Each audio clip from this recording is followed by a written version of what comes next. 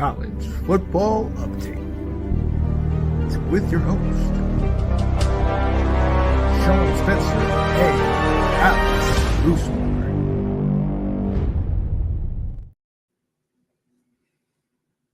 What is going on, ladies and gentlemen? It is your boy, Sean Spencer, one half of that dynamic duo that is Let's Talk Football. And today is Tuesday, ladies and gentlemen. So you know what that means. College Football Update. Whenever I'm talking college football, you know I got my guys with me. Starting right here, Mr. Maize and Blue, Michigan's finest, Alex Loosemore. What up, Alex?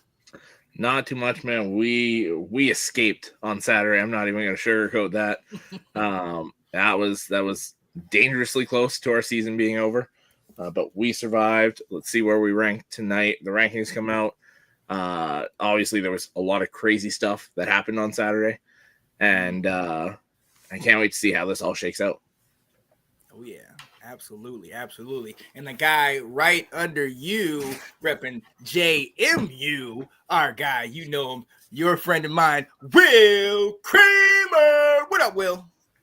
Well, it's November, and JMU is the only team that I've got that's having a good season, so we're rocking all our purple stuff here. I was wearing a Gamecock shirt earlier today, but it is now getting covered up because, after that collapse, we don't wear stuff, we cover it up, and we just focus on JMU. I saw the score after at halftime, and I was with my parents. And I'm like, oh my god, this is insane. Want to message Will, and then I saw the second half start, and I was just like, and I'm gonna leave him alone. Oh, yeah. So for real though, I was good with it, because this is such a lost season.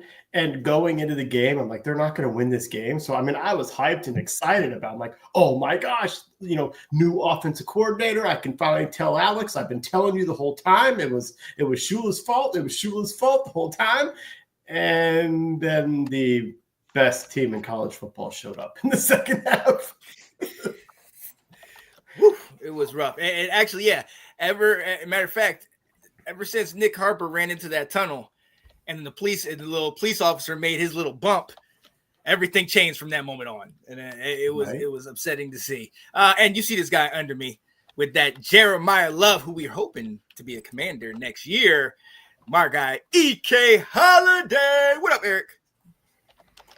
Sean Spencer. Nothing's up except for I just want to remind everyone that while I worry about every team we play, I was not worried about Pitt one bit, and I shared that with you, my friends. Narduzzi is a joke, and I will continue that. Language till the end of time. I have a question on this, Eric. Where did this hatred of Pitt come from with Notre Dame? Or is this a personal thing? Because I was sitting there, I'm like, man, he really does not like Pitt. I don't have a problem with Pitt. I have a problem with Narduzzi. It's Narduzzi. Yeah. And why? The years he was at Michigan State, Alex can attest to it. But first of all, he just says dumb shit all the time, which you can see by the quote. Yeah, he said this wasn't a must-win game. Yeah, he. So that's one of the things. He has been very outspoken against Notre Dame since he's been at Pitt. But when he was at Michigan State, I found that the defenses were very dirty that he ran. Mm-hmm. Like players would be 6 yards out of bounds and they'd be getting clipped. They held like no one's business. It was just never a fan of watching his teams. But it has grown further since he has a lot of the James Franklin speech about how Notre Dame shouldn't be in a conference, should be in a conference, but then he can't do anything about playing Notre Dame. So I don't know. The man the man talks a lot. Gotcha. Okay. Mm-hmm. And his teams just every year. Every year, people are like, "Oh, Pitt's good," and it's like, "No, they're not." Right. Did y'all see who just checked in? Oh yeah. Where game day is. this week at his school. Alec has checked in and is commenting. Shout out to Alec. Welcome back.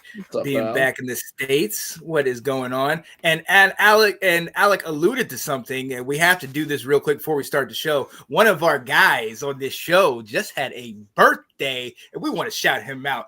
Alex Loosemore just celebrated a birthday, buddy. Happy birthday to you, my guy. Thank you very much. Outstanding. Yeah. Oh, yeah. Glad they got the dub for you because I was worried. Definitely worried. We were out just at the mall and everything, and the mall in Edmonton has all the restaurants and sports bars and everything in it. And I told my parents, I was like, we're going for lunch now. Like I have to watch the end of this. We're going to watch. Yes. I can dig it. Nathan saying good evening. What's going on, Nate? Stick with us because you're going to want to hear what some of the things that are going to be said. Alec saying, just know I'll be crashing out if my top 10 prediction doesn't go as planned. Alec, my 6-year-old. Well, you're in the top. Oh, sorry. His top 10. Okay, well, he got the first one right. Alabama is number 10. So we are going to. Yeah, got it. Good. Oh, well, no, I was like, we can start the other topic, and then this will all be done. Then we can discuss the whole rankings.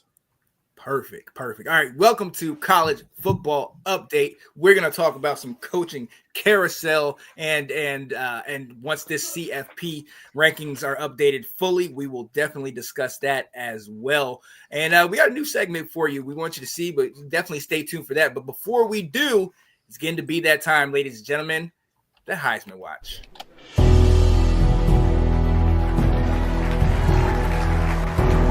With team success comes individual success, so without y'all. So we are looking at the Heisman list. A number of names have come up. I will share what we have right here. All right. Fernando Mendoza at the top of that list.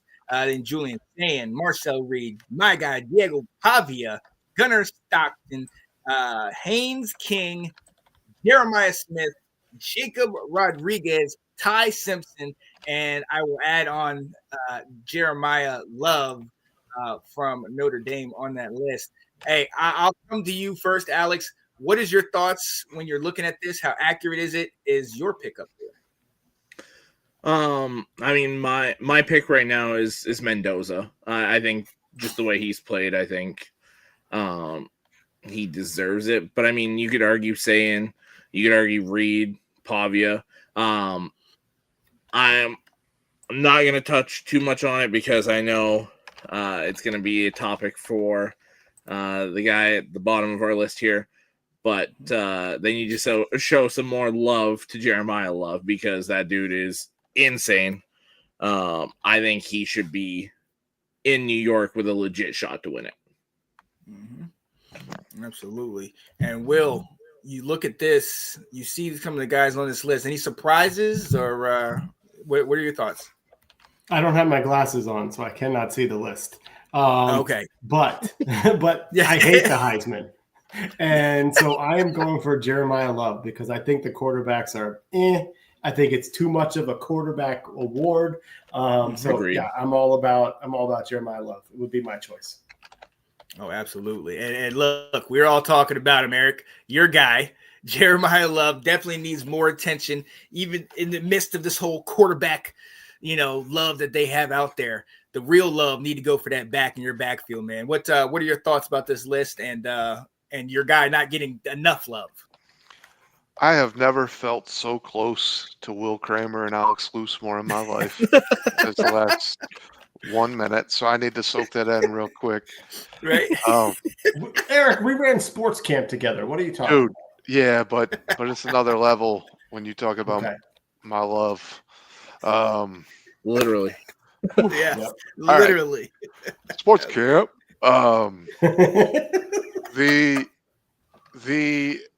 Here's the thing. Like I've mentioned it in our chats before, just our group chats. Like I like Will have become pretty disillusioned with what the Heisman is or has become. I always thought of it as this is the best player in college football. And that's not what it is, unfortunately. But when I think Heisman, I think Reggie Bush. I think of Charles Woodson when he won the Heisman. These are the guys that, like, these are the best. I cannot argue statistics versus Mendoza or some of these other guys. Quarterbacks are going to blow it out of the world. That's great. Go turn on a highlight tape of Jeremiah Love. You'll be sitting there for 7 minutes. Yep. It's just unbelievable. In my opinion, at least offensively, he is the best offensive player in college football, at least. So that's not to say he should win the Heisman. That's just to say, to Alex's point, like, if he's not in New York, that's a real shame on the voters for the Heisman. He doesn't have to win it, but he should be there. Every week he's breaking a 70-yarder, and he's breaking someone's ankles when he does it with spins or jukes that look like he practices them. It's just absolutely unbelievable. So yeah, I want some more love for Love, just because the dude is just a freaking football player, man. It's I'm at a loss for words when I watch the guy. I just can't believe I am blessed with this. Sean, what's happened to your screen? He's frozen. His face looks very disappointed in my my talk. Alex, what about Mr. Rodriguez? Yeah, I mean, this guy's been insane on the defensive end, putting up numbers very Manti Te'o-esque. I'm gonna pull up his numbers here. I mean, he's playing goal line quarterback for them as well, so he's getting a little bit of that two-way player. But I mean, we've talked about Texas Tech having the best front seven in football, and he's a big part as to why. Of course, as I'm trying to bring up numbers, trying to explain to people how good this guy is, my phone takes forever to load. So, here you go. I think you got it? I sent that in the chat for the comparison to Manti Te'o with yeah, here you go. Through the first 11 games. Yeah. Man, I love Notre Dame love tonight. Ooh. I mean, you look at it, outside of half a sack and 2 interceptions fewer, he's leading every other statistical category. And I mean, what Manti Te'o did in 2012 was one of the better defensive seasons we've seen in a very, very long time. And Jacob Rodriguez is step for step with Te'o. So, I think he, along with Love, should be in New York. I don't know that he's going to get there. I don't think he's getting quite enough love. But absolutely a guy that should be getting so much credit. Should easily walk away with like the Bednarik and all the defensive player awards. Just kind of hand them to Jacob Rodriguez. He's been either him or is it Ruben Bain, the Miami defensive end. Those two guys are head and shoulders above the rest right now defensively. Oh yeah, I can definitely see it. I do want to bring up one guy, and I'm sorry, Will, you saw him firsthand, but I really feel like Marcel Reed being up here is huge. He was somebody that I was paying attention to prior to the season, but didn't know if it could translate, especially in the SEC. But what he was able to do, and especially that game, how he was able to bring those guys back down 27-3. Really, we all talk about Heisman moments, which seems to be the only thing that we can really point to say that's something we could, potentially lean on for the Heisman. And seeing what he was able to do in that second half of that game, I thought was elite. So yeah, he was really impressive, especially since the year before when they were in Columbia, they really shut him down. He was pretty erratic. You know, he was a threat with his legs, but that's about it. And then he was having a bad first half, throwing interceptions, just being inaccurate. And then, man, he threw some dimes in that second half. I was like, huh, all right, well, they've been hyping this guy up for a Heisman. He's looking pretty good. Yeah, he definitely showed up. And here's the other side to that with Jeremiah Smith on there, Jim Jones. But go ahead, say what you're saying. Jacob Anti-Simpson. I didn't have anything. Oh, Ty Simpson took a nosedive this past weekend. I think we can rule him out at this point, especially since this weekend is, other than 3 games, some of us like to refer to it as the Sisters of the Poor weekend. There's nothing he's going to do this weekend that is going to put him back in play. Are you making fun of the fact that I'm going to the game against Coastal Carolina? No, I'm talking just college football in general. I mean, SEC is real deep in the Sisters of the Poor game, but It's gear up week, okay? Gear up for your rival. The poor. You get that every week playing those ACC teams. I love it, man. Wow. You don't see me complaining, do you? Right. Absolutely. So, yeah, let us know, ladies and gentlemen, who your pick is for the Heisman. We shall see how it all plays out. But there's about a 4 or 5 man race at the moment, but you know, it's still kind of up in the air. I love seeing Diego Pavia on that list, as Alex, that's somebody that we talked about for several years. I'm with Will. Will up top, bro. Will, right. I'm in agreement. Yeah. Forget Pavia. Done with that. Johnny Manziel-esque. There we go. All right, look, let's move on. We talked about the CFP, the updated rankings, and they are out. Did you? I sent a picture to the group chat. I've also been plastering the private chat with it. Yep. Perfect. Now, the rankings and the playoff seedings are in the private chat, which I can read those off. Yeah, there's the playoff seedings. You can read that one off, and then also the other one. Yeah, so the playoff seedings here, the top 3 stays the same: Ohio State, Indiana, A&M, 1, 2, and 3. Georgia slides up to the 4 seed with Bama losing. Texas Tech slides up 1. Ole Miss slides up 1. Oregon slides up. Oklahoma jumps to 8. Notre Dame to 9. Bama falls all the way to 10.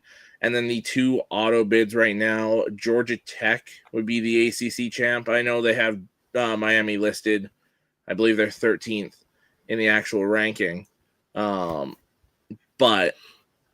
the ACC champ as of now would be Georgia Tech, and Tulane has the group of 5 auto bid. What? So your matchups would be JMU Texas Tech hosting Tulane, Ole Miss hosting Georgia Tech, Oregon hosting Alabama, and Oklahoma hosting Notre Dame. I would like that Oregon-Oklahoma game. Oregon-Alabama? Oregon-Alabama. That would be really fun. Oregon wins that. Bama ain't going up in the cold and winning that game. Yeah. Weather, we talked about so that. How does JMU get into this spot over Tulane here? What is this? What's this nonsense? Bob Chesney needs to get in the playoffs before he leaves for Penn State. It's literally just they got to win the Sun Belt and be ranked higher than whoever wins the American. Gotcha.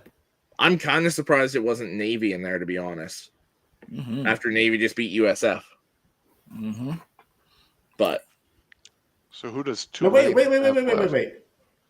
JMU. What's your top 25 you're putting next? I saw JMU at ranked 21st. That was the AP poll. This one that I've listed here is the CFP poll that just came out. Oh, yeah. They're not even on there, morons. No, they're not in the top 25. Tulane's remaining games. They go to Temple and host Charlotte. And then JMU has Coastal and Washington State. Yeah, Pretty sure I'm JMU excited. coming out. They just I told Go ahead. Trisha, I go, if they are hosting the playoffs, we're going. Of course, I got a huge response of, do not tell me where we are going in December. oh man. Hey, when you put up 58 on App State, I mean, yeah, that's big stuff because we couldn't do that. We couldn't that well. Listen, my alma mater donation of $10 a month for the last 6 years, it's got to go towards something. It's got to go towards like sideline passes at this point. So I funded JMU's multiple locked up their scholarships. spot in the Sun Belt championship game. Yes, they have. And as of now, it looks like they'll play Southern Mississippi. Okay. But Arkansas State and Troy are both still in the running there. Meanwhile, for Tulane, if I'm not mistaken, so they're in a tie with North Texas and ECU for the second spot in the American Conference Championship game, with the front runner in the conference right now actually being Navy. Oh wow! Gotcha. Hence why you thought Navy should be up there. Yeah, but that's with Navy being 6-1, Tulane, North Texas, and ECU being 5-1. They just have the extra game already. But remember, with Navy, if they were the one to get in, the Army game happens after. Oh yeah. After the playoff bracket is set. Right. Okay. That was a big deal last year. We were talking about that. All right, Sean, you ready for a hot take? Maybe got, it's not man? a hot take. I do not understand two different things, two polar opposite things. You guys have heard me talk that I think SEC gets overinflated and it's a whole thing. Okay, that's one thing. I'm not going to go into that. We've talked about it a number of times. But with how the rankings are, why in the hell does the Big Ten have the top 2 teams? Look at the rest of the top 25. It's all SEC. So you're telling me that these 2 Big Ten teams deserve a better ranking than the conference that has half the freaking conference in the top 25? No. You can't convince me. I love you, Alex. Me neither. I'm a believer of the fact that I do think the SEC gets a little bit of this kind of inflation treatment. But if that's what we're going off of, and that's what we're saying it is, then how is Indiana ranked above A&M? I was gonna say, actually, I agree with you. Yeah. Whatever. I've got 2 reasons. I think I got one reason for each team why I think they're 1 and 2, whether we agree with it or not. Ohio State is the reigning champ. Until they lose, that's fine. Yeah, they can stay there. Indiana currently still has the best win out of Indiana and A&M. Look at A&M's schedule outside of the Notre Dame game. Why am I looking at it outside of the Notre Dame game? It's been a weak schedule. He said this last week, I think. Yeah, I was like every other win A&M's had, especially in conference play, has been the lower half of the conference. And you know what? I hate to do this, but I'm gonna. Fuck my life. There goes that PG rating of the show for Sean. SEC, the bottom of the SEC is better than the bottom of the Big Ten. I agree with you on that. But I mean, Indiana hasn't played some crazy schedule. And look, I'm coming around. I think they're good. But they haven't played this schedule that warrants being number 2 in the country. In conference play right now, they have more ranked matchups and ranked wins than A&M has. And beating one of these ranked, I'm going back to beating one of these ranked SEC teams which A&M hasn't done though. thing. A&M has not beat a ranked SEC team. They beat the number 9 team in the country at their place, and you're saying beating the number 7 team at their place is a significantly greater win. I'm not saying it's a significantly better win. Old Dominion, Kennesaw State, Indiana State. Well, what are we doing here? Illinois sucks. Illinois is ranked though. Iowa can't score. If we're talking Michigan the resumes, State sucks. UCLA sucks. Maryland if we're talking sucks. the resumes, 2 Penn ranked wins State to 1 ranked sucks. win. 2 ranked wins to 1 ranked win. All right. Well, right let now. me pull up. See, I told you this is going to be a hot take. Let me pull up this A&M schedule because I just read through what I think is a laughable Indiana schedule. And Cignetti has been upfront that he wants to make them easier because why would you make them harder? And I respect that. Yeah, I was like, at least he's honest about it. Let me do this. I'll eat my words in a quick second, but I just know when I look at Texas A&M schedule, I'm going to be more impressed by it. Now, here's overall. the thing. If A&M wins the SEC, they will be the number 2 seed, if not the number 1 seed. So, I think if Ohio State wins the Big Ten, they'll be the number 1. So the schedule I just read off to you versus at Notre Dame versus Auburn versus Mississippi State versus your Florida Gators versus an Arkansas team with a potent offense versus LSU versus Mizzou, then versus South Carolina. There's no off week there. Mizzou was playing their 3rd string true freshman quarterback first off. Yeah, it's Will, take me home, man, because I don't see a comparison between the two schedules. I think A&M's schedule to me is significantly more difficult than what I see of Indiana's. I mean, I said this in the preseason when I talked about Indiana. That I said they were going to be a lock for the college football playoff because they didn't have a difficult route. So I'm with you, buddy. Oh, I was like, I don't disagree with you, but I mean, we're talking about what we've named. You named all the names for that. When they beat LSU, LSU was 20. Have a winning record. How many of those teams have a winning record? You said top 25 wins. When LSU was 20 when they played. Mizzou I'm talking. was 22. I'm talking the ranked wins now. Wait, sorry. As of today? So sorry. Now I saw Mizzou's at the bottom, so they have 2. Indiana's got 7 and 21. A&M has 9 and 22. Yeah, I don't. Where's Sean at? I need him to. He's hiding behind the comment. Look. We already put up. Ben already put up what the ACC stands for. So I don't have a dog in this fight. He was right. He was very right.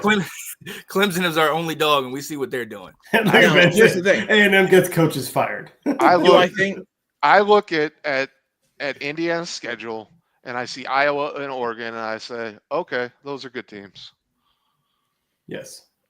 But I mean, realistically, if we're looking at it, I think Penn State and Mizzou is actually a pretty good matchup. I don't think Penn State's they're a quarterback away essentially now. They had a quarterback and they lost with their quarterback. Well, I'm saying without Grunkemeyer or whatever the hell his name is, I think he's playing better than Aller was. Okay. So I think that's a better team than Mizzou right now. It's all good, man. I just you look at the schedules and you look where each person goes back to back weeks. And I think A&M is the better team than Indiana. The Florida Gators are the number 1 team in the country from everything I dealt with at the beginning of the season. But now we're just going to discount them. I'll say this, I don't get, I agree. I mean, Alex or EK, I think you're completely right, but I don't get as frustrated with rankings right now. I think because it all is going to kind of settle out. And I mean, of these teams right now, the one that I've all of a sudden become the most impressed with was the one at the beginning of the season that we talked about how nobody was mentioning. Nobody's talking about their quarterback that took over. I can't name a single player on defense that is going to go to the NFL and be the next star right now. But yet they are playing incredible right now, and it's Georgia. And that's the team I think is getting. I thought you were going to say Ole Miss, actually. I'm kind of surprised. No, that Georgia, putting Trounce in Texas. I mean, come on, Texas all that great? Probably not. But Georgia and Stockton and some of the playing, it's just they've turned out to become a lot better than I actually thought they were going to be this season. Oh, absolutely. Bobo has adapted his calling the games to work. Yeah, where was this when he was at South Carolina? Where was this Mike Bobo? My gosh. Yeah, I don't know. But yeah, was he actually have talent? Yeah, Georgia. I mean, I'll be honest, like Georgia, I had just assumed they'd be in the top 6. But I didn't know if they were going to be the championship team that we know but I agree with you. And my issue isn't with the rankings as far as like I don't really care if Indiana is above Texas A&M. I just don't understand how we do it, and that's what I'm getting at. Like this criteria is just so biased at the end of the day, one way or another. It just makes no sense. If you tell me there's 8. Whatever it is, top 25 SEC teams, that tells me that conference is better by their definition. So therefore, why is an undefeated team from that conference not above a team that I think has a easier schedule? I think this Saturday has a lot to do with it, actually. When you look at it. Yeah, but I'm saying based off what I've seen to this point, which is what it should be based on. I don't get it. And Indiana might very well be the better team. I think A&M's the better team personally, but I do too, but I was trying to be nice. And the brutal thing is where we talked about it last week, where the guy sat there and answered all the questions. With there being the basketball games, they were literally doing it courtside, and it was essentially, okay, here's the rankings, now back to basketball. Like, they didn't really sit and discuss it. So yeah, it's hard to kind of understand the thought process this week versus last week. I think realistically, if you're in that top, especially the top 10, I don't think it really matters where you're placed right now. I think the bigger thing to look at is the back half, because then we can just use, like we did in the argument, well, Indiana beat 21st ranked Illinois and A&M beat 22nd ranked Mizzou, and so beat 23rd ranked Houston and 20th ranked Tennessee, and like we can use all these teams that aren't playoff teams, but since they're stashed in the back half of the playoff, we can be like, well, they beat so and so. I fundamentally disagree with it doesn't matter where in the top 10. Look at what happened with Oklahoma and Alabama. If Alabama wasn't as high as they were, they aren't as high as they are now. Look at the BYU after getting trounced by Texas Tech. So yeah, fair. It 100% matters where you are in the rankings, in my opinion. Fair. I guess more what I'm trying to say is, like, we still have 2-3 weeks left to go, and there is still some matchups involved in there and conference championship matchups. So there's a lot to play out, but yeah, and I agree with that, but this should be measured as to what you've done to this point, not what's left on the table. Oh yeah, no, you're absolutely right. Now, let me ask you this. You were talking about the matchups already when you were going 5-12 and 6-11. However, but if you were to look at with the two teams from two conferences in the top 4, isn't this the scenario where, like, did they get rid of the idea where, like, the ACC would get the auto qualifying bid in to the top 4, or did they get rid of that? It's just auto qualifiers into the playoff, but the top 4 teams get the 4 buys. So they got rid of what they had last year. Yeah, they did away with the buys have to be conference champions. It's just the 4 best teams get the 4 buys. Yeah. Which pissed everybody off for my guys. Yeah. Absolutely. Because now we can get the bye, even though we weren't supposed to get the bye. But we certainly won't this year. Now, here's the thing again, though, is like you look at it in this example, the winner, or Ohio State gets the winner of Oklahoma and Notre Dame. Like, I don't think that's necessarily an easy matchup. Like, I think you still kind of want to be, say, like the 4 seed, where you get the winner of 5 versus 12, and there's the chance of that lower seed getting in. Where I don't know. To me, this again, the 8 versus 9 seems like a tougher matchup for the 1 than some of these other matchups. Yeah. Totally agree. Yeah, getting Oklahoma or Notre Dame is not who it would be as of right now. Yeah, so Ohio State would get the winner of Oklahoma, Notre Dame. Yeah. Indiana would get the winner of Oregon and Alabama. Mm-hmm. A&M would get the winner of Ole Miss and what would be Georgia Tech. And Georgia would get the winner of Texas Tech and Tulane. Yeah, give me that game. If I'm Georgia, give me that game. Yeah, 1,000%. Yeah, like that's where, like, if you're the 4 seed right now, you're laughing at that. Like, I guess essentially, well, and I mean, you think about it right now. Realistically, I don't think all 4 of those teams are ending up with the buys. I think there's a good chance that at least one, if not both, losers of the conference championship games could slide out. So I was going to ask about that before you said that. So, I mean, realistically looking at it, there's a really good opportunity for A&M to play Georgia in the SEC championship game. Yep. So the loser of that could fall behind Ole Miss because they made it to the championship game. One more, you know? I mean, there's potential there. I think it would more realistically be there'd be discussion between Georgia and Texas Tech at that point. It would depend on how they lose. So yes. if it's and a how close Texas game, Tech wins. Yeah, if it's a close game, you're not going to get penalized by the committee. They've proven that throughout the years. Yeah. But if you have to get dog walked in the extra game you play for it to affect you. Yeah. Oh yeah, absolutely. So it's go on.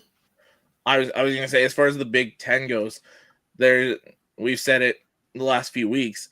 If Ohio State loses that 1 game to Michigan, they're out of the conference championship game.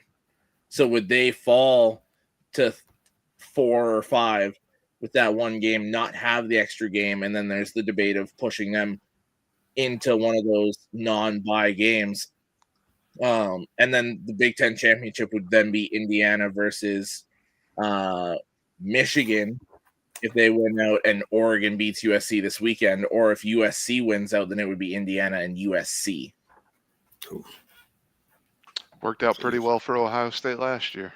Yeah, I was like, if I'm Ohio State, as much as you want to beat Michigan, that's not necessarily the worst thing. And like I put in the chat earlier, there's a realistic chance that the Michigan-Ohio State game is Ohio State without their 2 top receivers and Michigan potentially without their 2 top running backs. Oof. I don't know if you know this, Alex, but Ohio State puts out receivers like Tyreek Hill puts out kids. Yeah, but I mean, even where these last few years you've heard even like 3, 4, 5 guys deep, this is the 1 year you haven't really heard that. Now, I'm not saying those guys aren't good. Those guys are still phenomenal. You just haven't seen them prove it yet. Yeah, where if you're going into the big rivalry game and it's been the 2 guys that you've relied on all year gone, that's massive. Mm-hmm. Yeah, it's going to be crazy. See how this stuff plays out. Yeah, Ben put his top 4 college basketball picks up here. So, and it is that time. Shout out to North Carolina. We did get a win and are undefeated in college basketball. So, absolutely love that. Absolutely love that. Undefeated too. There you go. There we go. Well, one thing we know is that everybody that is potentially on the list that we showed you, most of their coaches are safe, but we're going to talk about a couple that might go, even though they are having a lot of success. But look, if you've watched this show the last couple of weeks, you know, number one topic, that coaching carousel, coaches have been fired, coaches have been picked up, interim coaches are winning and losing, and some coaches that are from the NFL that were the GOAT in the NFL are embarrassing us in Chapel Hill, but it's okay. It is all right because we are going to move on to this coaching carousel. And one of the big name coaches that we saw got fired, James Franklin, got fired from Penn State. Well, he just got rehired at Virginia Tech, ladies and gentlemen. And hey, listen, I'm going to bring it to you, Will, first, because we know how you feel about the ACC. Did he just sign the death warrant for the rest of the ACC? Is he going to be like Dabo and just run through the ACC now that he's at Virginia Tech? No, 100%. Yep. Virginia Tech will be back on the map within 2 years, big time in Blacksburg. This is a complete home run hire for Virginia Tech. They outkicked their coverage on this one and got so fortunate that they had a guy that got fired so early. But it's also a really smart decision by James Franklin. He knows who he is. He knows where his bread and butter is, and he knows where he can be successful. You know, it's kind of interesting that he didn't wait to see what's happening with some of these SEC jobs, the Floridas and the LSUs. But Franklin has the reputation of being a program builder. You're not building a program at LSU. They want a guy to win a championship. So he's really not that guy. And at Florida, you actually at this point would be a program builder. They're very, very equivalent to what Penn State is. You know, they are a good program who needs to get elevated. But I think the pressure at Florida would be equivalent to what he was just dealing with at Penn State. And I can see why he would say, you know what, I don't need that. Instead, he chose Virginia Tech, where he now is still geographically in a spot to poach all of the recruits from the DMV like he's been doing at Penn State. So he's 4 hours away. That's an easy one. And Virginia Tech is on TVs everywhere in the DMV, and they especially were when they were good. He's got the ability to go 2 to 3 hours across state and get the 757 recruits. He now is going to dip into Charlotte and Raleigh, which means programs like Maryland, done. South Carolina, NC State, North Carolina. Franklin's taken all those guys from the state of North Carolina, and Clemson he's going after any of those guys in the Charlotte area. Clemson's going to be losing out on some players now. And I mean, I think within 2 years, Franklin's got them to 9 wins, 10 wins quickly, especially in this era of NIL and kind of getting some folks. I think it's a really smart decision by him, just because he knows where he's successful. He was successful at Maryland as the offensive coordinator. He was successful at Penn State, getting most of the best players from the DMV would go to Penn State if they didn't go to Ohio State, Michigan, South Carolina, and some went to Maryland. But he would consistently grab these guys. And so, I mean, it's a really smart move by him, even though it probably has some people going, why'd he choose that? That's why. Good call. EK, what you think, man? What you guys think? I'm all fired up. A wise man once told me earlier today, "You're stealing all my talking points." Yeah. So with that said, I'll be short and sweet to it. I 100% on board with everything Will said. The one thing I really loved that you and I was on the tip of my tongue, I wanted to say it. Penn State, this is terrible news for them because they owned Maryland, like they owned the DMV. To your point, for getting recruits out of DC, Maryland, Virginia, or Northern Virginia, and now they have to compete with James Franklin. The other part to this is, I think you alluded to it, not just with Virginia Tech, but I've always believed that there is the potential for a sleeping giant within a Virginia program. Whether that's Tech or UVA, it's whoever gets to that first. I think UVA, it's a shame that they're having a really good season because I don't think Elliott's the guy long term, but I think this is giving false hope that he is. And I think Virginia fans, many that I do know already, have already texted me today saying expletive. They shit their pants. Yeah. Yeah. Exactly. And, we all got to enjoy, especially Sean, Will, myself, enjoy or not enjoy, whatever it is. But we got to live through an era where, like, Virginia Tech was right there for so many years. They were, even, I want to say till maybe like 2008, 2009. Yeah. Yeah, I was going to say, I caught the tail end of it. Yeah. They were an offensive coordinator away from being a championship contender. And it's not hard to see that happening again. And especially under Franklin. I'm not a big fan of his as a coach, but I respect what he does as a coach a lot. Like, he's successful everywhere he's been. So, just the ACC teams get ready for him to be going for a field goal attempt with 3 seconds left when he's up 67-3. No mercy.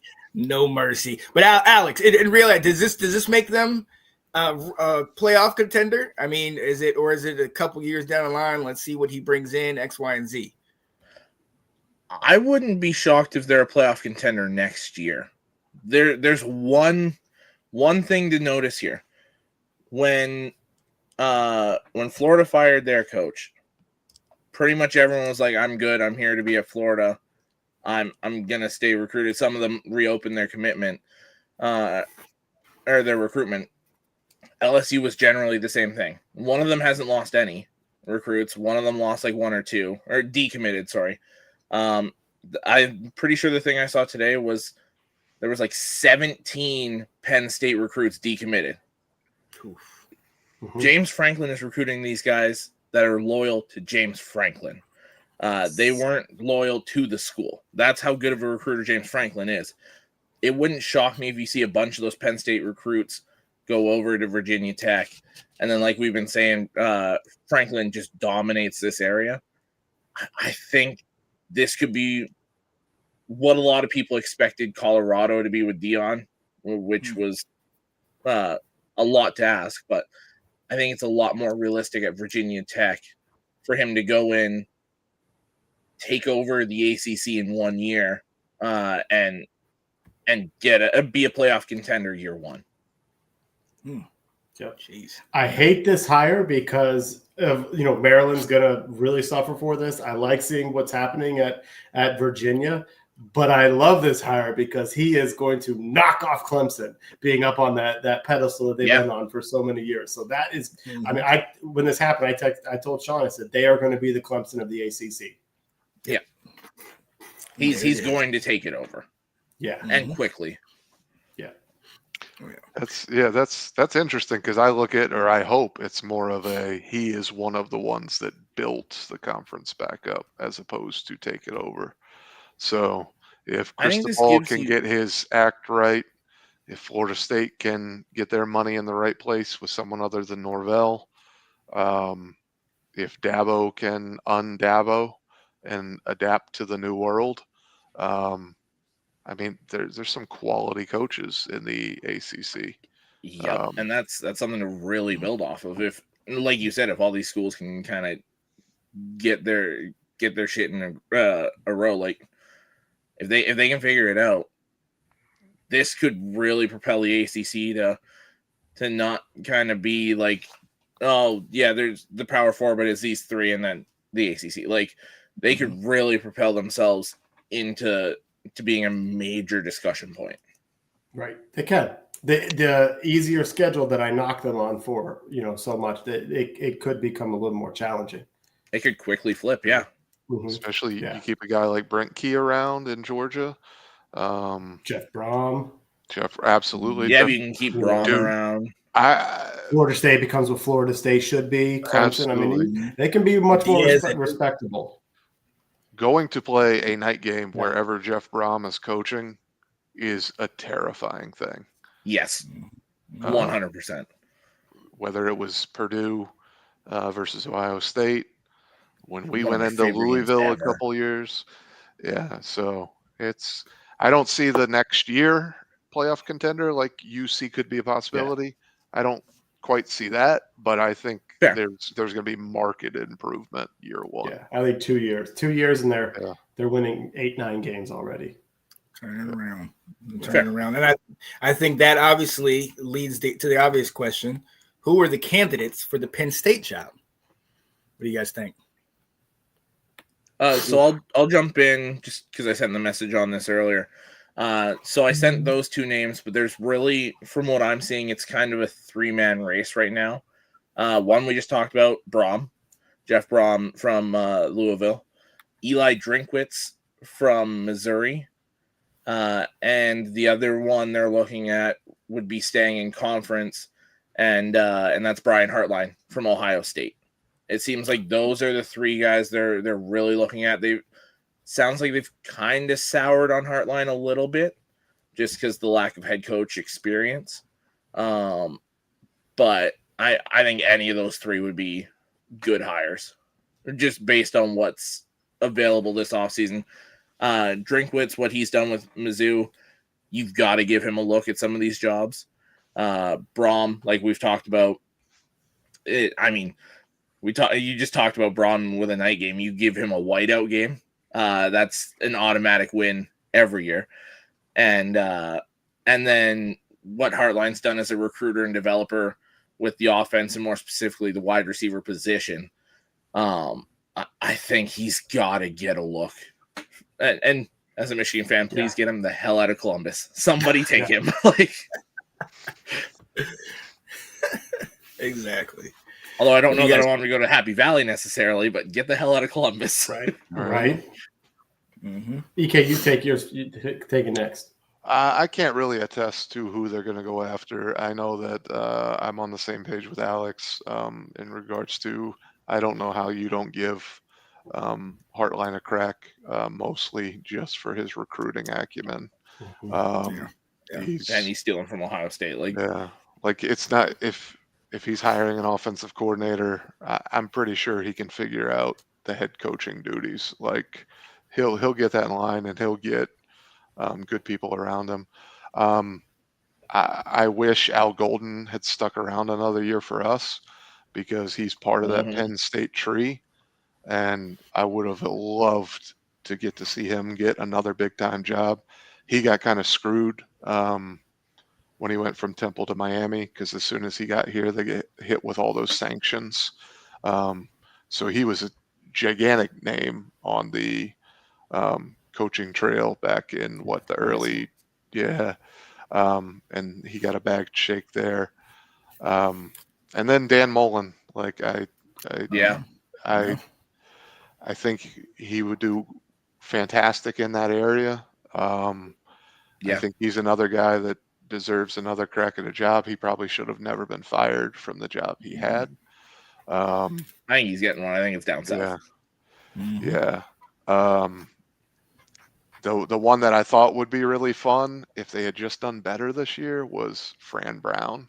I thought that would have been just because he had been doing so well with a Northeast school. Yeah, same area, just bigger program. That swagger. But as far as which direction they're going to go, I have no earthly idea, because I have a hard time seeing some of these guys. There just seems to be a different feel with guys not feeling like they have to leave their programs. Than there was all of 3 years ago. And I hope the Broms of the world stays at Louisville, because it's awesome that it's his alma mater. Exactly. Same thing. I just, it's Brent Key. I think he is a Georgia Tech alum. I could be wrong, but I'm pretty sure he is. I'll look it up, but I think you're right. Yeah. So I don't know. It's pretty cool. Sean, I got no idea. There aren't enough coaches. Yeah. It's unbelievable. Well, I think Braum would be the most exciting out of all those, just because he's proven he can win, and he can win in the Big Ten. Whereas Drinkwitz is showing he can win, but I just think that's too much. They're looking to win a championship, and I just don't know if Eli's the guy to deliver that. The Heartline idea is intriguing because can he keep the defensive coordinator they have? Who else does he have some good past ties relationship to? with the DC? Yeah. That's what, so like while he is the unproven, he can recruit, and he's got some relationships that could really build a really strong staff if you're going to, go after it. My guy would have been, just because I feel like he fits the role perfectly for Penn State and the Big Ten, is Matt Campbell, even though he's had, some troubles here at Iowa State. But that would have been the guy that I see as like the fit for them. If he's willing to leave, I think that would be a perfect spot. Yeah, but here's my concern for Penn State. Talking about the coach that just left, there's a chance in 3 years Penn State could be looking around going, did we make a mistake? Because Franklin's in the playoffs every year, and we're it's most hoping to likely get you've there. made a mistake. Yeah, I don't know. Yeah, they're like, is this the girl that I love? I don't think it's the girl I love. Let me go see if there's another better one out there. Then turns out Virginia Tech just shot above their weight class, and they are deep and madly in love. Yeah, and they are very happy with what they get. That's why am I slipping on Jim Knowles? Has Oklahoma State hired anybody yet? Because I feel like that is the perfect match. This is only the second hiring for the coaches so far. And if I'm not mistaken, it was Kent State. The other one just promoted their interim coach to be the full-time head coach. Yeah. I just Will triggered it in my mind that it was like Oklahoma State's open. They had their best success in years when he was their defensive coordinator. I wonder if they would give him a shot. I haven't heard a single thing about what Oklahoma State's looking at. Yeah. And then Gundy. Where's Gundy? Is Gundy? I mean, he's more south, right? South, not southeastern, but more Oklahoma State area. He ain't surviving in the Northeast. Right. No. Right. I still think the one that I said a few weeks ago for Gundy, I think if Summerall gets one of these jobs and leaves Tulane, I think you go there. Go that step down, but still a good program. Realistically, Tulane's probably a better football program right now than Oklahoma State. So I think you take your shot at a group of 5 that's better off than the school you were just at. Here's a guy that gets mentioned with Penn State all the time. I'm not a big fan of Manny Diaz. What do you guys think? Coach. He's got the connection. He was the DC just a couple of years ago. I just mean in general. What do you like him? I don't think it's a good fit. I don't think he's no. I don't like that choice for Penn State. Could he do more than Duke? Yes. Mm-hmm. I think he fits well at Duke because he's got them playing like a legitimate football team, and we know they're not used to that. It's good for Duke. He's great for Duke. Oh yeah, absolutely, absolutely. So now, one of the other speaking of one of the things you brought up, Alex, you were talking about Sam Leavitt, talking about he's potentially leaving. We know Penn State's quarterback way. I'm just throwing this out there. Does Leavitt go, and then maybe his coach follows suit and goes to Penn State, or is he? Man, if you could get Dillingham and Leavitt to Penn State, that's hard to pass up. It came out earlier today that Leavitt and his camp are heavily shopping himself for the transfer portal this coming off season, that it's way more likely than not that he is not in an Arizona State uniform next fall. It didn't say why. I'm guessing it's just he feels like he's bigger than ASU, like that he can go to a bigger stage and still do what he's doing. He's seeing the Pavia effect. Yeah. Thinks he can. Exactly. And there's a lot of these big time schools that probably feel like they're a quarterback away. Yeah. I mean, the big one right now that's going to be looking for a quarterback is Miami. So there's going to be a lot of big time schools looking for quarterbacks, and Levitt's been one of the better quarterbacks the last couple of years when healthy. So if Dillingham could get Levitt to go with him, I think he could do big things at Penn State. Yes, that would be an exciting hire. Well, I haven't heard anything on Dillingham leaving, even though the Levitt news just came out today. It'd be interesting to see if he wants to leave or not. Like he's been so like pro ASU the entire time he's been there. Yeah, it would be quite shocking for me to see him pack up and leave. It'd be a big time slap in their face. Yes, for all that he's 100%. Yeah, I don't know if I could pull the trigger on that one if I were Penn State. Fair. Yeah, He's absolutely fair. He's a very intriguing coach. I just don't know. He's one of the youngest head coaches in college football right now. Yeah. So that would be something as a benefit is you could have him long term. He really would be following the same trajectory that James Franklin did, of turning around a basement program and moving up. Yeah, one of the big benefits for Dillingham would be, I mean, you look to last year, everyone had them in the bottom, if not directly at the bottom of the Big 12. And then he's in the playoffs going toe to toe with Sark in Texas. Like, they should have won that. Yeah, I mean, that close to winning that game. And you're heavily outmatched in essentially every spot. So that's a huge credit to Dillingham. And I mean, they've had a ton of injuries and obviously didn't have Scadaboo this year.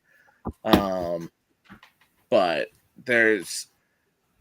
he is such an intriguing guy to look at. He's a phenomenal coach. I don't know if he'd leave, and it's risky to take the shot because there's such a little resume, right? Like he doesn't have that much experience. Yeah, and I mean, the fact that I'm advocating for Heartline and I'm nervous about Dillingham is hilarious for that reason. But I think at the same time, it's Arizona versus you're seeing a guy that's in the Northeast in the Big Ten. Yeah, it's just he has a certain cachet. Let me give you a name, Will. Not for Penn State, but for a head coaching job. Okay. Charlie Weiss Jr. Don't know anything about him.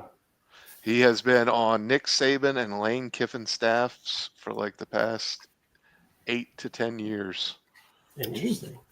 He used to get bullied on our sideline when his dad didn't win too much. But he has been Lane Kiffin's offensive coordinator for multiple years between Florida Atlantic and now at Ole Miss. He seems like an ideal candidate for James Madison University. There you go. Then you can have Big Charlie come and be a curmudgeon for you. Right. Well, I mean, it's another one of those young guys, right? Like he's early 30s.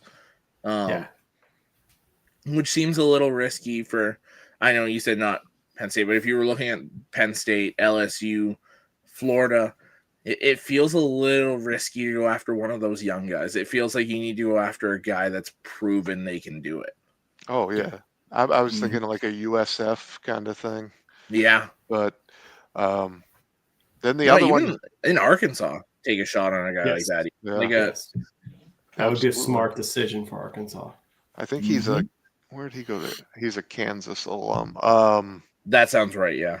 And then Tommy Reese. I don't know why he keeps getting talked about for jobs, but he does. Where is he the OC now? The freaking Browns. I was supposed to say, didn't he move? Yeah, he was at Alabama for a while, wasn't he? Right. Yeah, he was. Under Saban there at the end there. The end of Saban. Yeah. Yep. They love him. I don't know why, but they do.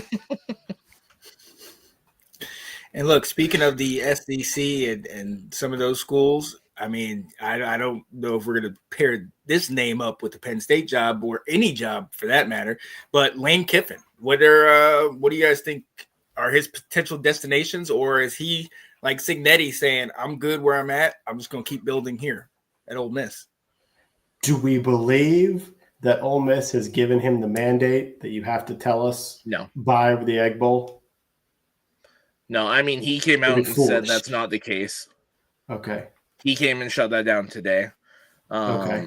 I didn't believe it even before that because that's real ballsy to give a coach like that the ultimatum of, yeah, go choose between these other big schools or us. Because if you're Ole Miss, you kind of want to be like, please don't go. Like, we'll do everything for you. What do you need? Like, what other coach right now is going to have you the number 6 team in the nation? And you went toe-to-toe with the number 4 team in the nation. Right. Like, there's not many coaches that are doing what Lane Kiffin's doing at Ole Miss. So I think you keep him. And at the same time, we brought it up before. What are these other schools going to do for Lane that Ole Miss isn't doing?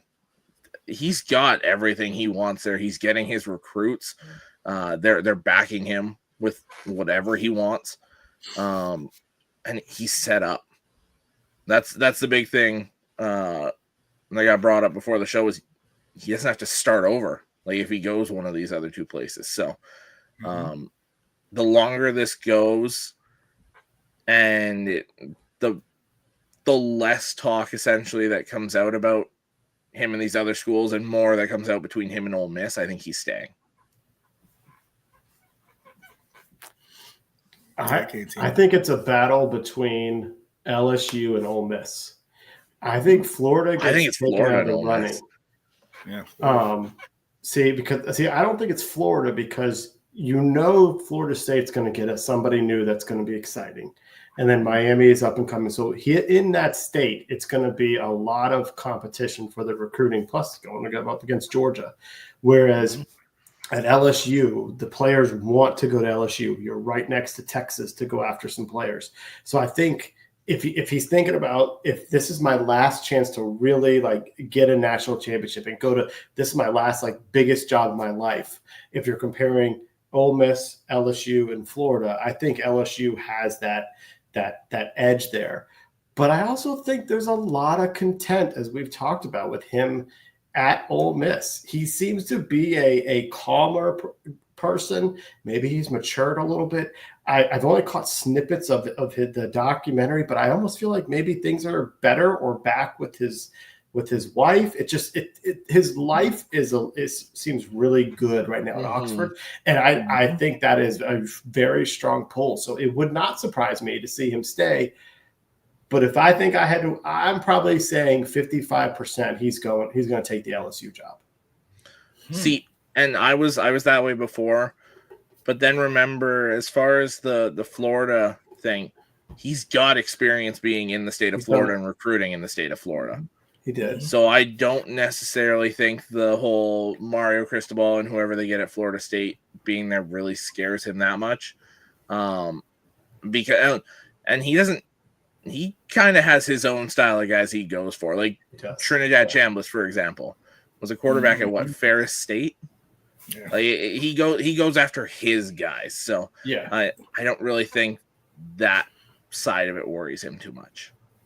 No, it's a good point. I kind of feel like at Florida Atlantic, he wasn't going toe to toe as much the way he would have to. No. At Florida, but you're right. He's made inroads. There are familiar high school coaches that that he's been with. He knows. Yeah. Jim Jones said he'd be dumb to leave. Eric, what you think? Agree. Yeah. For me, I just don't see him leaving at all. So I'm gonna be the crazy one and I'm putting 0% chance he leaves this year. To Will's point, I think I've seen him talk about going to watch his son get to play football. He talks about how his relationship with his daughter is so much better than it's ever been. I think I could be wrong, but I'm on the same page as Will. I think he moved, like his ex-wife actually moved to Oxford, and him and his current wife, who works for the University of Ole Miss as well, all live, cohesively. Yeah. And the other thing is, like, you have to, like, if you look at Lane Kiffin's career, he went to USC, or he went to, where did he go first? The Raiders? Yeah, he was the Raiders first, yeah. He went to the Raiders. And he crashed and burned. He went to Tennessee, crash and burned. Went to USC, crash and burned. Florida Atlantic and Ole Miss are the only two places that you can deem him a success as a head coach. And I think, once you've been through those trials and tribulations, that you go, oh, I found the right stuff that works. And it didn't work when I was in these super high profile places, working for, what's his name? Al. I forgot his name.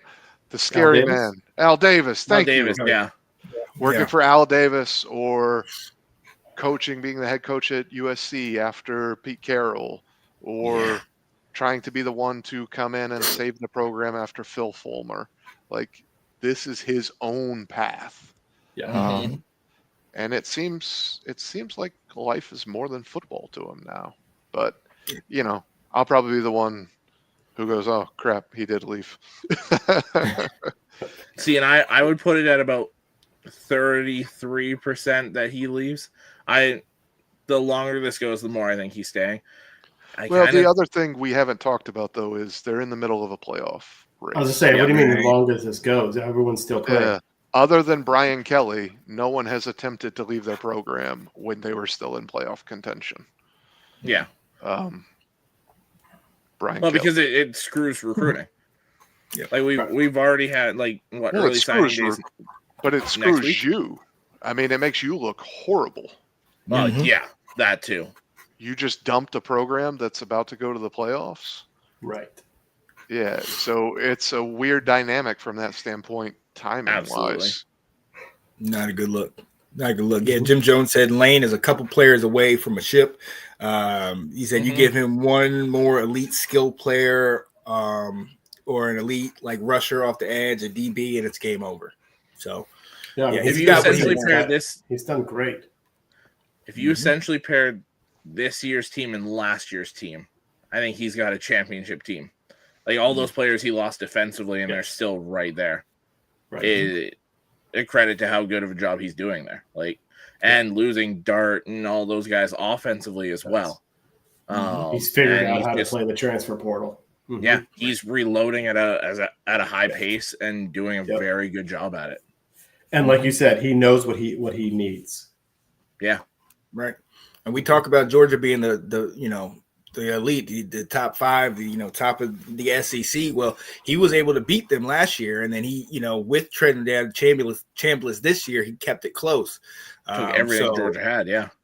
Right. So we got to give him credit, and I think I personally think he'll stay where he's at, because like you guys said, he's running the ship. This is his palace. This is his kingdom essentially out there. And I don't know how many other places are going to give him that kind of control. I'm kind of thinking the only place he'd leave for is Bama. I was actually gonna say, like, with Bama, would they be willing to fork it over and bring him in? I mean, are they going to fire DeBoer? Right, he's doing well. Yeah, DeBoer only needs one more 2-loss season after this season before they're ready to fire him. Well, I was here's the thing: if he loses to Auburn and is out of the playoff again, they were getting hot on Nick at the end of Nick's time. Nick freaking Saban. I mean, Alabama fans got to realize what the reality is. Losing 2 games a season is their new reality. But if he goes back-to-back 3-loss seasons, Yeah, I mean, yeah, the loss to Auburn. I mean, that could change things, and that might throw a whole wrench in this whole thing. Mm-hmm. And then do you have Dabo leave Clemson to go to Bama? Go home to his alma mater. I don't think they want him right now. No, I think they would do everything they could to get Lane. Yes, that's true too. Yes, that would be absolutely the guy that they'd go after. That would be who the Alabama wants if they fire DeBoer. Yes. Well, they call Nick first, and then they call Lane. Well, yeah. I think the only reason they do that is if they have had conversations and they know he's coming. Yeah. You know who I'm surprised never got back into the game was Bob Stoops. He is still relatively young. Mm-hmm. Yes. Mm-hmm. Yeah. I think he's early 60s. I think there was thoughts of like if things didn't go this well with Venables. Yeah, that would he take over as an interim basis to kind of float him? So I think he's still employed by the university and maybe not in just a fundraising role. Yeah. At one point he was like with the athletic department. You know, I was a proponent that I did not think that Brian Kelly would jump back into coaching, but with the way LSU has kind of screwed themselves with this whole how they fired him. Yeah. I think he'll get his money and he could get a job now. He's going to Michigan State. I'm trying to tell you guys. Well, here's the thing. I thought that, similar to what happened with Franklin when he took the Virginia Tech job, you kind of, you negotiate down, the buyout comes way down, blah, blah, blah. Well, with Kelly, it was going to be a similar type of thing, but LSU shot themselves in the foot. They said that they told him he was fired, and then they called him out and said, no, we didn't say he was fired. Like, they're going to have to pay every cent to Brian Kelly. Oh yeah. Jim Jones said, "Bring Urban Myers to LSU." Yes, absolutely. I would. I don't agree with Anthony here. I actually think the governor was correct. What? I'm about to get signed out of here. My computer's going to do a restart. But I actually thought they were correct in saying like, no, I'm out. Yeah, I will pick up for Will, and I'll say what I think he was going to say. I don't know. Look, the head coach at LSU is the highest paid official in the state, just like most football coaches or basketball coaches are for the respective states.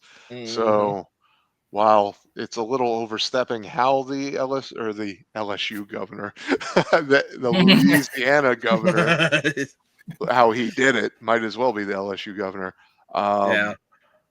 It makes sense. I mean, that's what matters most to them down there. Like, football is life. Yeah. Will was just too hot. He couldn't handle it. He was didn't too want to hot. say something. He didn't want to say something. Craziness. A question was asked earlier. I know we've talked about Dion before. A question was asked: is his health issues the reason for the struggles at Colorado? I think it could be part of it because he's had to spend so much time away from the program, and as a head coach not being around the program so much, that's got to affect the program. But at the same time, I think it's just you've done about all you can do. I mean, you took this from a one.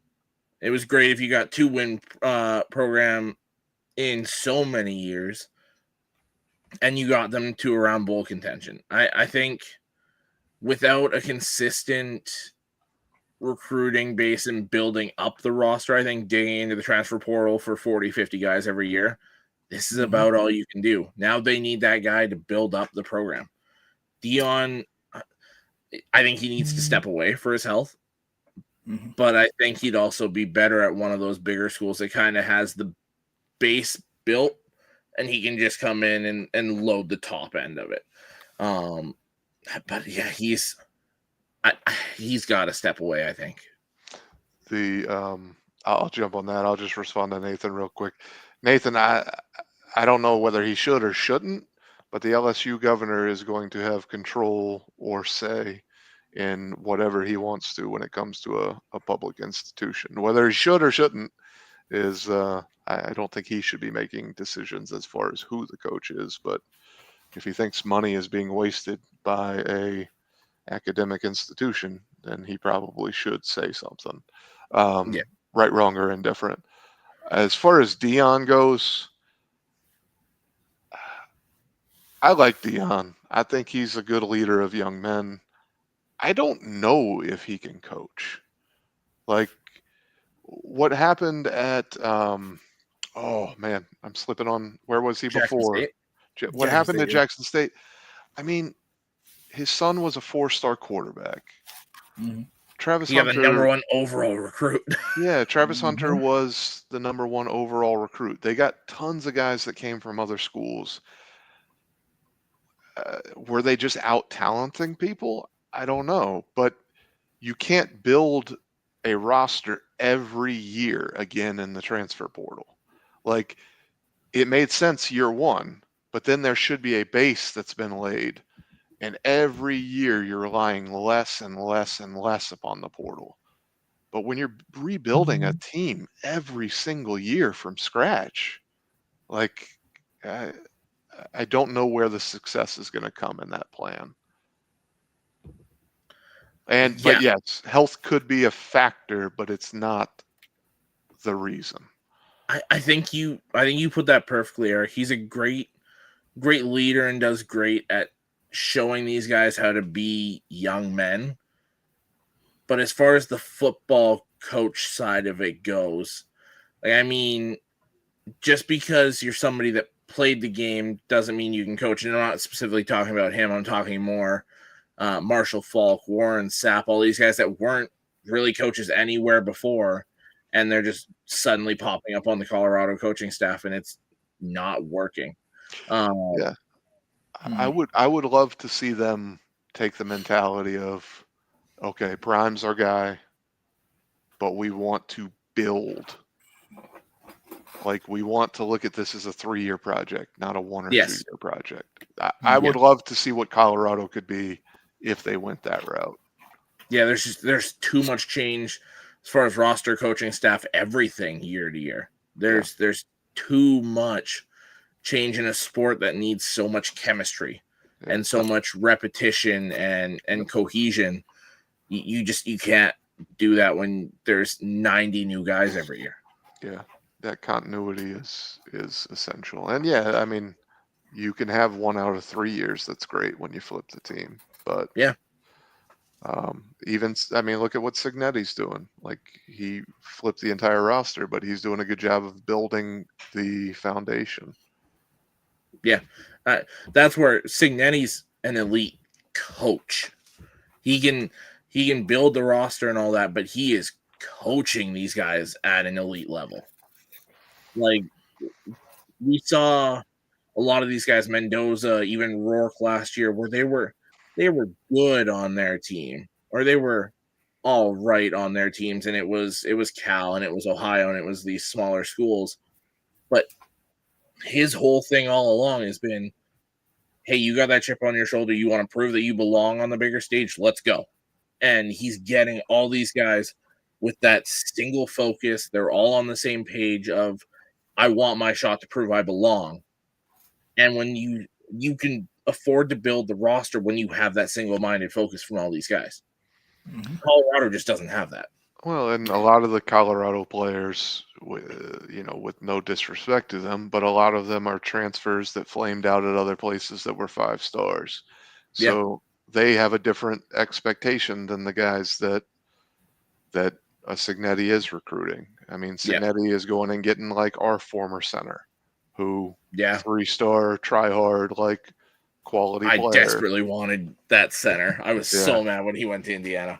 And then Mendoza, like that's a guy that was proven to be a quality player, but also had a work ethic and no character issues or anything like that. But you'll see you'll see Colorado get like a 5-star defensive end, but that's because he flamed out at Alabama for reasons off the field. Or got pushed out because he's an attitude issue, or How many guys? I mean, you want to give those guys a second chance, but how many can you put on the same team together? Yeah.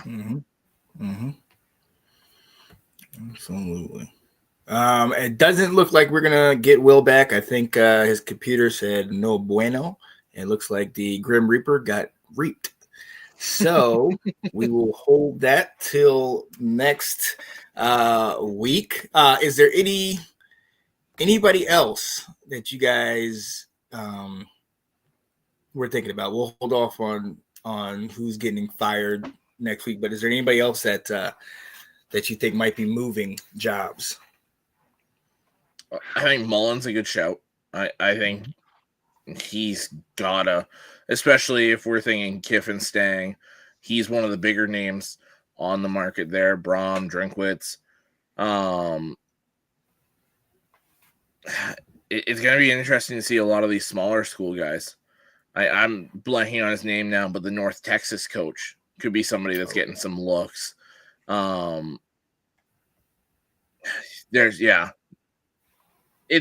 all over the place as far as like, it's so hard to tell who's gonna even get looks. Like everything's so quiet right now because a lot of these jobs, the coaches they're looking at are fighting for a chance to make the playoff. Mm-hmm. I'll give you mine. You ready, Sean? Mm-hmm. I think Lincoln Riley is somewhere different. I could see that. I like that. One of those two SEC jobs, I could see that. The LSU or the Florida. And this is reading a lot like when he left Oklahoma for USC. Like almost word for word what he was saying, and around the exact same time of year. And now his seat is getting a touch bit hotter day by day at USC. If they lose to Oregon. Yeah, well, I mean, it's been hot, but he's kind of had a small resurgence. I anticipate they're going to lose to Oregon. I do too. But if they win that and he has a shot at the playoff, they're the kind of team that could beat Oregon and then still kind of miss out on the lose to UCLA at the end of the season. Like, or it just doesn't jump you quite into the top 12 just because of the resume thus far. I wonder if it would be enough with them making the Big Ten championship game. I wonder if that would be enough to push them in. I think they would need to win it, but that's just... I kind of agree with you. Yeah. Without some chaos around them. Yeah. Now, they did move up to 15, something like that, if I'm not mistaken, tonight. So if they were to beat Oregon, that pushes them in, I think. I'll be interested to see the... and I'll shut up here in a minute because I'll go all night. I'll be interested to see, does the head-to-head with Notre Dame and Miami come into play later, or does it not come into play at all? That's going to be interesting because, I mean, you would have to think they have to honor the head-to-head. You would think, but they've had Notre Dame ranked higher the last few weeks, significantly higher. Yeah. So it's I'm not saying like head to head I think still matters. So if they were 10-9, but then you go, well, it was that darn close, and it was the first game of the season, and we were on Notre the road. Dame hasn't lost to unranked teams. Like, yeah, it's just a fascinating. I wonder if it gets close. I wonder because that's going to be a hot topic. Yep. One, I'll save for after the show. Yeah, man, it's going to be interesting, and we're going to see. Coaches are going to be moving left and right, and maybe they won't. Maybe they'll stay home. Maybe it's going to be interesting, but I'm sure we are not done. But hey, who knows? Who knows? One last one. Yes, sir. You know who a Penn State guy is. This is a they miss on their guys. Greg Schiano. Oh, He is a I Penn Don't State hate guy. that. I Yeah. like that. Yeah. Cool. Yeah. I can dig Lack it. of winning experience would worry me a bit, but Mhm. I'm he saying fits them to a T, though. after they miss on their guys, if they gotta come around on somebody, they will be able to sell themselves on Schiano. Now, would you go Knowles at that point or Schiano? Schiano is much better personality than Knowles. Fair. You need when you're the CEO of a program like the ones we follow, maybe not the one Sean follows, but the ones we follow, you have to have a great personality. Yeah, fair. Oh yeah, absolutely. And Schiano, his players, they run through walls for him. They love him. Yeah. So I'd be all for that. That'd be pretty cool. Matt Rule. I know he hasn't had the season he wanted to have, and clearly I was wrong. He not going to win the Big Ten. But there's been a lot of conversations about he always brings teams up and then moves on. I thought they locked him up. Did they? See, it's not? funny. No. They locked him up, but I almost wonder if they continue to lose here, is there a chance they say, yeah, about that, bye-bye? Like, we did not file that. That's funny. would it be that outlandish for them? I know Raiola broke his leg, but would it be that insane for them to be like, well, we'll eat the extension on that, get out? Like, yeah, no, he's the best chance they got at getting out of where they're at. So I agree. Yeah, I will tell you some very good news. I am hearing from my sources that so we locked Freeman up last December with the extension. I'm Nice. hearing that we are working on making sure he gets a significant raise again this year. So He's earned it. So that is very exciting to keep the NFL overtures at bay. I was going to say, I'm not worried about him going to LSU, Florida, any of those. I'm worried about NFL teams. Yeah. Yeah. But supposedly we give him everything he wants according to him. And we got the new very, very nice facility being built after he was named head coach. The AD would not approve it for Brian Kelly. But the AD, as a FU to Brian Kelly on his way out, made sure to say, we're making sure this gets done. So very good news. Very happy guy here hearing that we're going to give Marcus more money. That is definitely good to hear. Keep him in house. I like him. Give him all the money. The Catholic Church needs to start paying him. Pay the man. Pay the man. Yeah, I mean, he's working himself into a top 5 coach in college ball right now. Without a shadow of a doubt. And my hero. I thought he was already there. I didn't think he was working himself to that. Oh yeah. Yes, he is there. I do have a gigantic man crush on Mr. Marcus Freeman. I do too, and it pains me to say as a Michigan fan.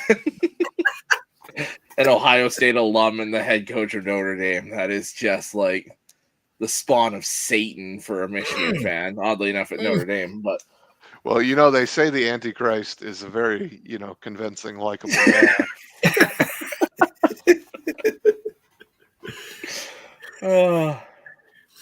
Yeah, buddy. and in other news, Caleb Wilson, the freshman at North Carolina, dropped 20 double was 23 and 12. So that's a good UNC news. I was gonna say, unfortunately for you, Duke is rolling on Kansas right now. Yeah. Actually, it's not that bad anymore. It's 8 points at the half. Okay. I saw what Michigan State did earlier, so yeah, they rolled Kentucky. Sean, I have very important coaching news for you before we hang up. Oh, I heard about the cheerleading competition that my coach is at. Oh, I don't even know what you're talking about, but I am intrigued. Oh, okay. I guess you first. Yeah, my coach is at a cheerleading competition because his girl Jordan is on a intramural cheerleading Oh, team. good God. So he's at the competition. He was spotted at the competition. So Still clearly, the fact that you could say his girlfriend is at an intramural anything is yeah. She's at her ballet recital. Yes, essentially. All right, so here's the news for you. Here's how I know West Virginia football is back. 4-star commit, offensive lineman, commits to West Virginia by burning couch. Yep. Oh, nice. Did it live on the Pat McAfee show. Rich Yes. Rodriguez and West Virginia is back. Yeah, buddy. We are burning couches again. I know they are hyped. They're hyped down there. Pat White and Steve Slayton and oh man, WVU is back. Come on. Alex loves Rich Rod. Yeah. Right. No comment. Right. Good old West Virginia. That was another team that I had adopted for 10 years or so. But I like them.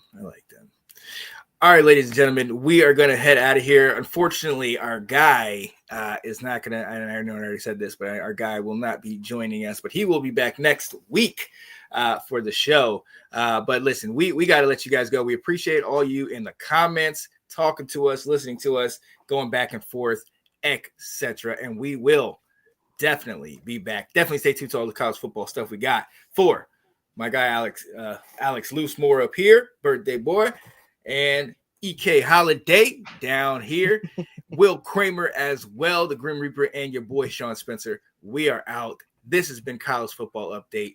We will see you guys next time. Have a good evening. College Football Update. It's with your host, Sean Spencer and Alex Loosemore.